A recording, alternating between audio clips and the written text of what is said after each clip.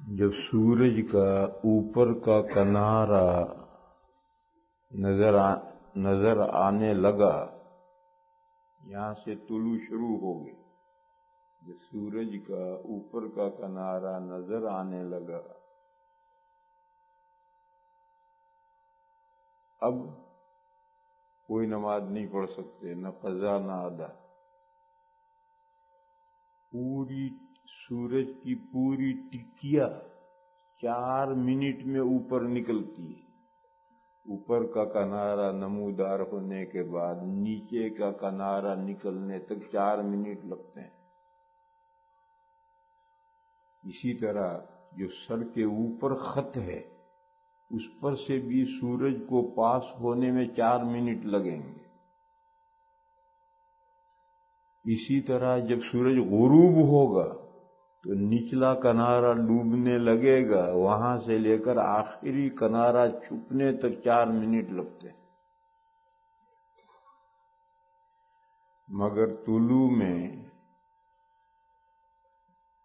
پورا سورج باہر نکل آیا، اس کے بعد جب تک سورج بالکل لال تھالی رہتا ہے، اس میں کرنیں نہیں بھرتی، دیکھنے میں لال تھالی نظر آ رہا ہے اور وہاں سے کرنیں نہیں آ رہی۔ جب ہم آنکھوں کو دیکھتے ہیں تو آنکھیں چکا چوند ہوتی ہیں، اس کو دیکھتے ہیں وہ لال تھالی دکھ رہی ہے، کوئی آنکھوں پر روشنی نہیں آ رہی، اور یہ ٹائم 10 منٹ ہے۔ وہ 4 منٹ وہ اور 10 منٹ یہ، اور 1 منٹ احتیاطاً بڑھاتے ہیں 15 منٹ۔ گویا سورج کا اوپر کا کنارہ نمودار ہوا، وہاں سے لے کر 15 منٹ یہ طلوع کا وقت ہے۔ اور سر پہ جب سورج جو خط ہے اس خط پر سے گزرتا 4 منٹ میں، 3 منٹ ادھر احتیاط کی لیتے ہیں، 3 منٹ ادھر احتیاط کی، 3 اور 3 6 اور 4 10 منٹ۔ 10 منٹ زوال کے نہیں، استوا کے۔ ادھر سے سورج اوپر چڑھتا چڑھتا بالکل اوپر سر کے اوپر آ گیا، یہ استوا ہے۔ یہ استوا ختم ہو کر ڈھلے گا، اس کا نام زوال ہے۔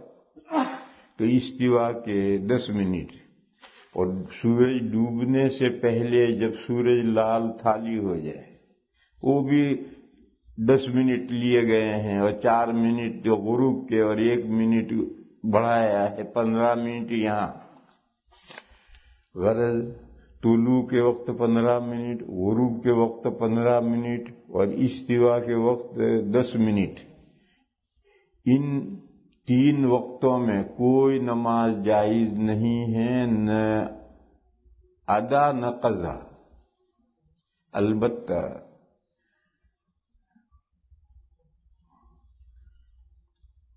عصر کے عصر الیوم، جیسے آج کا دن ہے، آج کے دن کی عصر، اگر ایسے وقت میں پڑھنی تو نہیں چاہیے، لیکن اگر کسی نے ایسے وقت میں عصر کی نماز پڑھ لی تو نماز ہو جائے گی، دوسری نمازیں نہیں ہوں گی، بس صرف آج کی عصر ایسے وقت میں جب غروب میں 10 منٹ رہ گئے، اب آج کی عصر بھی نہیں پڑھنی چاہیے، رکے رہو، جب سورج غروب ہو جائے، مکمل مکروہ وقت ختم ہو جائے، تب عصر قضا پڑھو۔ لیکن اگر کسی نے اس مکروہ وقت میں آج کی عصر پڑھ لی تو وہ عصر ہو جائے گی۔ یہ رائے حنفیہ کی۔ دوسرے ائمہ کے یہاں طلوع کے وقت بھی پڑھ سکتے ہیں، غروب کے وقت بھی پڑھ سکتے ہیں۔ دوسرے جو 3 امام ہیں ان کے یہاں سورج نکل رہا اس وقت بھی پڑھ سکتے، فجر پڑھ سکتے ہو، غروب ہو رہا اس وقت عصر پڑھ سکتے ہو، ان کے یہاں کوئی فرق نہیں۔ حنفیہ کے یہاں فرق ہے کہ آج کی عصر، صرف آج کی عصر، وہ بھی غروب کے وقت پڑھنی نہیں، لیکن اگر کسی نے مکروہ وقت میں پڑھ لی تو اس کی نماز ہو جائے گی۔ باقی اصل مسئلہ تو وہ ہے کہ یہ 3 اوقات ہیں، ان 3 اوقات میں نہ ادا نماز پڑھنی جائز ہے نہ قضا نماز پڑھنی جائز ہے۔ کیا زوال کے وقت اور عصر کے بعد گھر میں قضا نماز ادا کر سکتے ہیں؟ میں نے بتایا کہ زوال کے وقت یہ لفظ غلط استعمال کرتے ہیں لوگ۔ زوال یعنی سورج کا ڈھل جانا، ڈھل گیا اب تو ظہر کا وقت ہو گیا، یہ لفظ زوال غلط استعمال کرتے ہیں لوگ۔ اصل لفظ ہے استوا، اور یہاں تو معلوم نہیں ٹورنٹو میں تو طریقہ کیا ہے مجھے نہیں معلوم، باقی لندن میں یہ طریقہ ہے کہ ان کے یہاں جو گھڑی کا کانٹا لگتا ہے تو اس میں 2 کانٹے ہوتے ہیں، یوں لگاتے ہیں کہ یہاں سے لے کر یہاں تک نماز پڑھنا مکروہ ہے، یہ استوا کا وقت ہے۔ یہاں سے مثلا 12:10 پر ایک کانٹا ہے، دوسرا کانٹا ہے 20 منٹ پر ہے، تو یہ یہاں سے 10 منٹ کا وقت استوا کا ہے۔ اس سے پہلے نماز پڑھ سکتے ہو، اس کے بعد زوال ہو گیا پڑھ سکتے ہو، اس کا نام زوال نہیں، اس کا نام استوا ہے۔ تو ان کے یہاں صحیح طریقہ ہے، معلوم نہیں آپ لوگوں کے یہاں یہ طریقہ ہے یا نہیں۔ یہاں لوگ زوال بولتے ہیں اور پتہ نہیں استوا مراد لیتے ہیں یا زوال مراد لیتے ہیں، کیا مراد لیتے ہیں مجھے نہیں معلوم، امام صاحب بتلائیں گے۔ کیوں بھئی کیا مراد لیتے ہو؟ یعنی یہ کہتے ہیں کہ بھئی 12:20 پر زوال ہوگا، تو زوال سے ایسا کہتے ہیں کہ زوال کا ٹائم کیا ہے؟ زوال سے ان کا مراد یہ ہوتا ہے کہ اس وقت میں نماز نہ پڑھی جائے، وہ وقت کون سا ہوتا ہے؟ اور آپ کی مسجد میں تو آپ نے مجھے بتایا تھا کہ 1:20 پر وہ زوال کا وقت ہے۔ جو ابھی تو زوال کہہ رہے تھے، ابھی استوا کہہ رہے ہو، چونچو کا مربع کر رکھا اس وقت کا ٹائم شروع ہو جاتا ہے۔ مطلب کہ ابھی تو آپ یوں مجھے بتا رہے تھے، آج دوسری بات بتا رہے ہو مجھے، اس لیے میں نے کہا یہ غلط طریقہ ہے۔